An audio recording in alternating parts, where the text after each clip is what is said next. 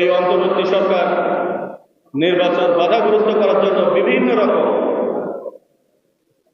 সংস্কার বলেন, বিভিন্ন রকম তালবাহানা তারা করছে। বিশেষ গণ অভ্যুত্থান এটা আমাদের আন্দোলনের ফসল। অন্তর্বর্তী সরকার দেশ চালাচ্ছে, খুব ভালো কথা। আমাদের একটি জিনিস মাথায় রাখতে হবে, অনির্বাচিত সরকার হোক আর স্বৈরাচারী সরকারই হোক আর হাসিনার মতো অগণতান্ত্রিক সরকারই হোক, জনগণের দ্বারা নির্বাচিত সরকার ছাড়া কিন্তু দেশ প্রকৃতপক্ষে উন্নয়ন সম্ভব না। কিন্তু আমরা একটি জিনিস লক্ষ্য করছি, বর্তমান অন্তর্বর্তী সরকার বাংলাদেশের মৌলিক যে ডিসিশন এইগুলো তারা নিতে পারে না। আমরা পেপার পত্রিকায় দেখছি মায়ানমারে তারা করিডর দেওয়ার চিন্তা করছে। আমি এই মিটিংয়ের মাধ্যমে জানাতে চাই, আপনারা বড় বড় যে রাজনৈতিক দল আছে তাদের সাথে আপনারা কথা বলেন। আপনারা রাজনৈতিক দলের সাথে আলাপ ছাড়া এইরকম সার্বভৌমত্ব নষ্ট হয় এইরকম কোনো কাজে আপনারা যাবেন না। আমরা আরো কিছু লক্ষ্য করছি, এই অন্তর্বর্তী সরকার নির্বাচন বাধাগ্রস্ত করার জন্য বিভিন্ন রকম সংস্কার বলেন, বিভিন্ন রকম তালবাহানা তারা করছে।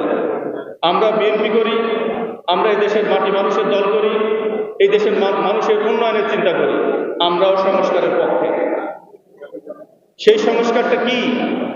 সেই সংস্কারটা হচ্ছে বাংলাদেশের সুষ্ঠু নির্বাচন হওয়ার জন্য যে যে সংস্কার, সেই সংস্কার আমরা আপনাদেরকে বছরের পর বছর বসায় অনির্বাচিত সরকার দ্বারা এই দেশ আমরা পরিচালনা করার অধিকার এবং সেই সমর্থন আমরা আপনাদেরকে দিই।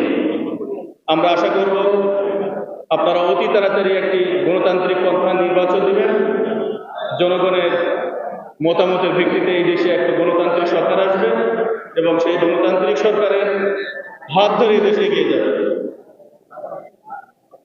আপনারা অনেক ধৈর্য ধরে কথা বলে শুনেছেন, আমি আর কথা বাড়াবো না, শেষে একটি কথা বলে শেষ করব। আমি কুমারখালীর সন্তান। কুমারখালীর জন্য বিগত বছরগুলোতে কি করেছে আপনারা সবাই জানেন। সামনে ডিসেম্বরের নির্বাচন, আর মাত্র 5-6 মাস আছে। এই নির্বাচনের আগেই আপনারা অনেক ডেভেলপমেন্ট দেখতে পাবেন। বান্ডেল থাকলে প্রতি সেনমানিতে টাকা বাঁচবে।